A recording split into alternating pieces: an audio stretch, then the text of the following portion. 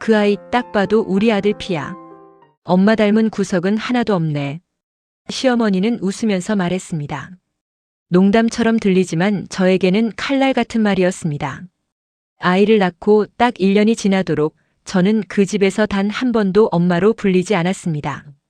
이름도 없고 존재도 없고 인정도 없었습니다. 그저 아이를 생산한 도구처럼 취급받았습니다. 그런데 어느 날 수십 명이 모인 가족 자리에서 시어머니는 제가 들어야 할 가장 굴욕적인 말을 서슴없이 내뱉었습니다. 저는 그 자리에서 무너지지 않았습니다. 대신 조용히 결심했습니다. 그리고 3년 뒤 같은 자리에서 같은 사람들 앞에서 저는 완전히 다른 사람이 되어 있었습니다. 오늘 이 이야기가 마음에 울림이 있으셨다면 끝까지 함께 해주세요. 투명인간이 된 엄마. 저는 결혼한 지 4년이 된 평범한 주부입니다. 32에 결혼해서 35에 첫 아이를 낳았습니다. 늦은 나이에 어렵게 얻은 아이였습니다. 임신 기간 내내 입덧도 심했고 막달에는 빈혈로 쓰러진 적도 있었습니다. 출산 당일에는 응급처치까지 받았습니다. 그만큼 쉽지 않은 과정이었습니다. 아이를 처음 안았을 때 저는 울었습니다. 기쁨인지 안도인지 모를 눈물이었습니다.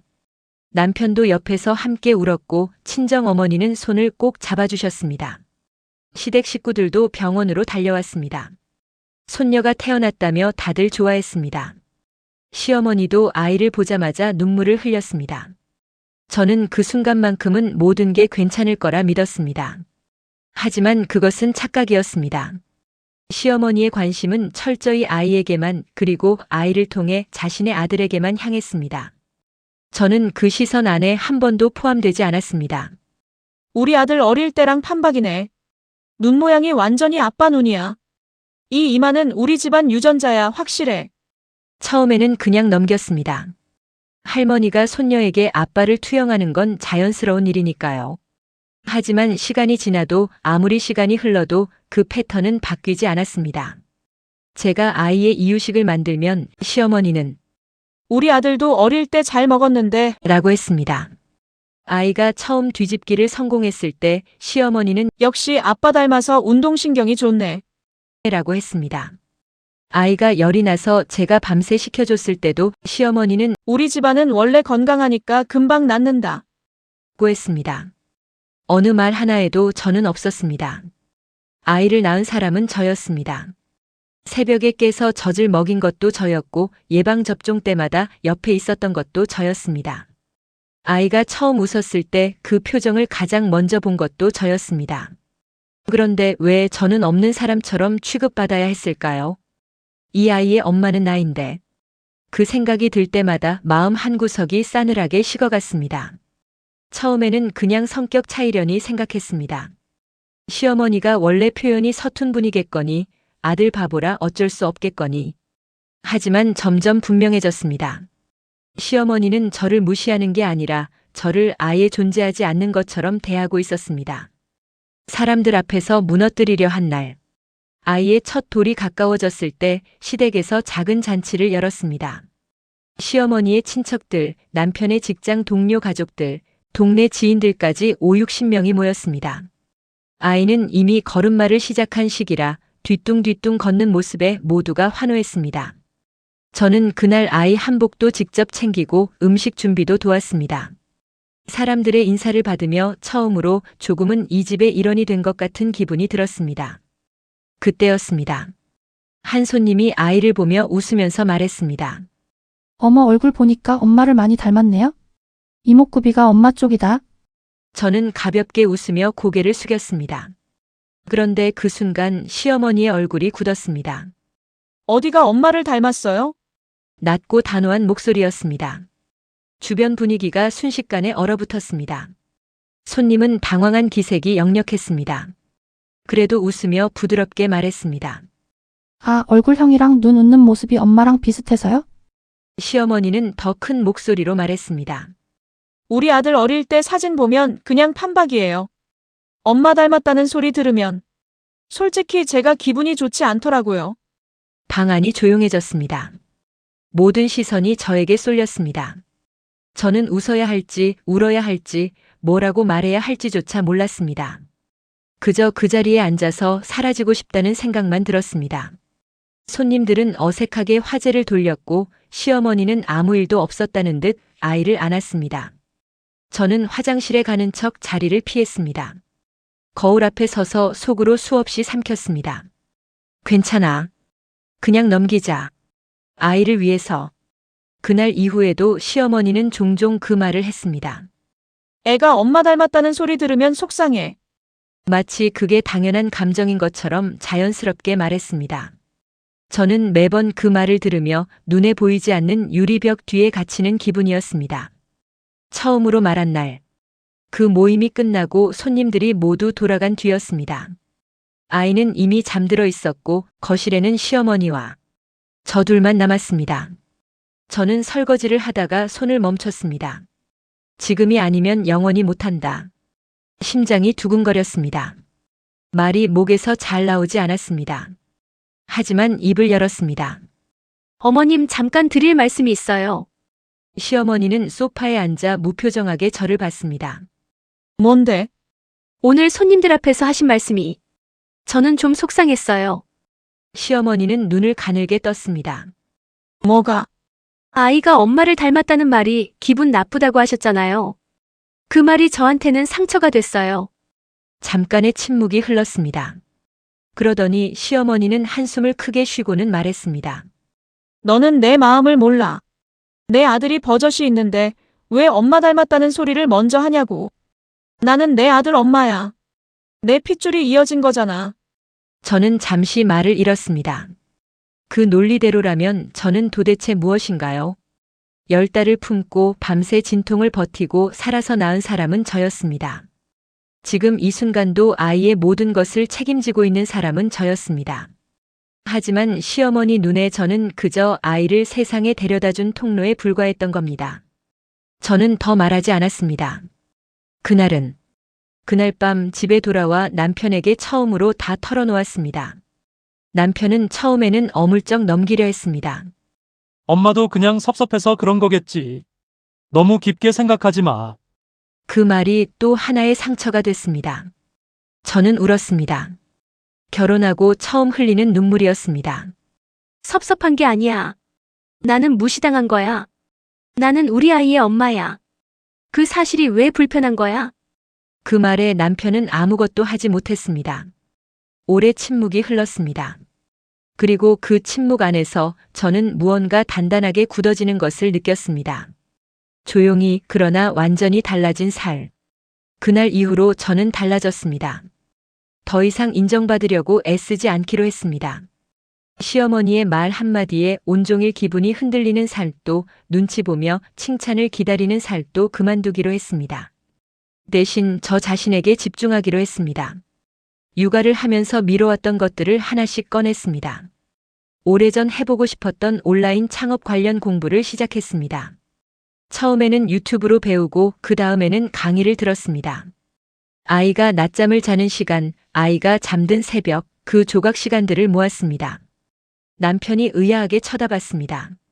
갑자기 공부는 왜 해? 그냥 하고 싶어서. 더 설명하지 않았습니다. 누군가의 허락이 필요한 일이 아니었으니까요. 처음 시작한 건 작은 핸드메이드 소품 판매였습니다. 아이 관련 용품이었는데 직접 쓰면서 불편했던 점들을 개선해 만든 것들이었습니다. 수요가 있을 거라는 확신은 없었지만 해보고 싶었습니다. 첫 달에는 몇 건 팔리지 않았습니다. 두 번째 달도 비슷했습니다. 그래도 멈추지 않았습니다. 오히려 리뷰를 분석하고 상품을 수정하고 더 나은 방식으로 다가갔습니다. 6개월이 지나자 주문이 조금씩 늘었습니다.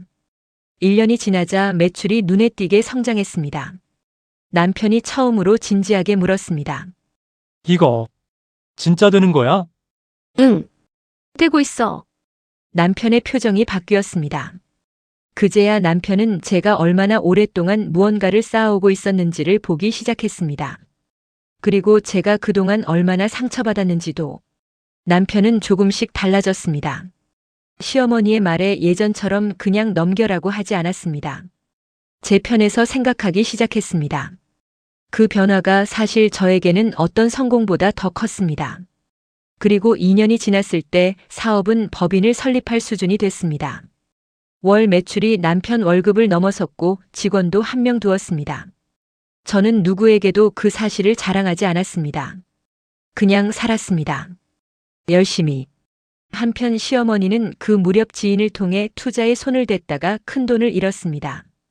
자세한 내용은 듣지 않았지만 노후에 모아둔 자산 중 상당 부분을 잃은 것 같았습니다.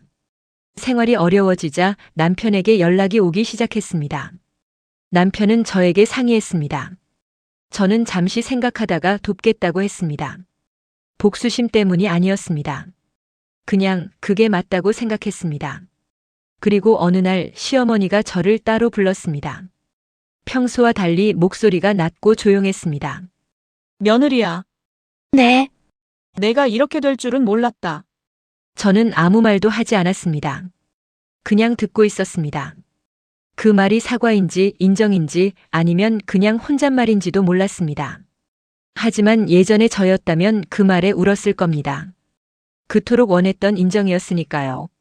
그런데 이상하게도 아무런 감정이 일어나지 않았습니다. 그냥 웃었습니다. 같은 자리 다른 나. 몇 주 뒤 오랜만에 큰 가족 모임이 있었습니다. 명절이 겹친 자리라 친척들이 많이 모였습니다. 몇 년 전 돌잔치에 왔던 분들도 있었습니다.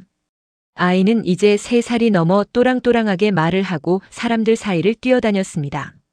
시어머니는 사람들에게 이런저런 근황을 전했습니다. 그러다가 자연스럽게 제 이야기를 꺼냈습니다. 우리 며느리가 사업을 꽤 크게 키웠어요. 요즘 바빠요. 처음에는 귀를 의심했습니다. 우리 며느리. 그 호칭이 시어머니 입에서 나온 게 맞는지. 친척들이 저를 돌아보며 칭찬했습니다. 어머, 대단하다. 육아하면서 어떻게 그걸 다 해요? 진짜 보기 드문 경우네요?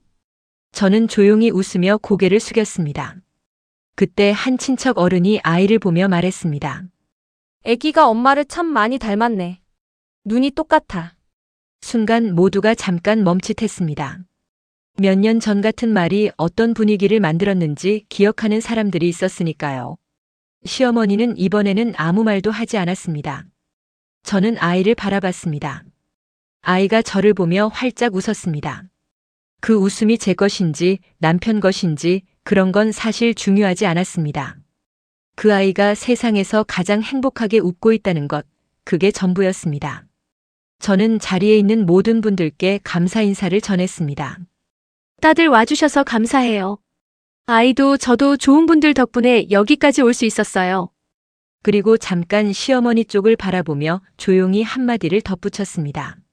사람은 인정을 기다리며 사는 게 아니라 묵묵히 자기 길을 걸으면서 스스로 증명하는 거더라고요. 시어머니의 표정이 굳었습니다. 그 말이 누구를 향한 것인지 그 자리에 있는 모든 사람이 알았을 겁니다. 하지만 저는 웃고 있었습니다. 화가 아니었습니다. 안갚음도 아니었습니다. 그냥 진심으로 하는 말이었습니다. 저는 지금도 가끔 그 돌잔치 날을 떠올립니다. 화장실 거울 앞에서 혼자 속으로 삼키던 그 순간을. 그때의 저는 그냥 사라지고 싶었습니다. 하지만 지금 생각하면 그 순간이 오히려 저를 일으켜 세운 것 같습니다.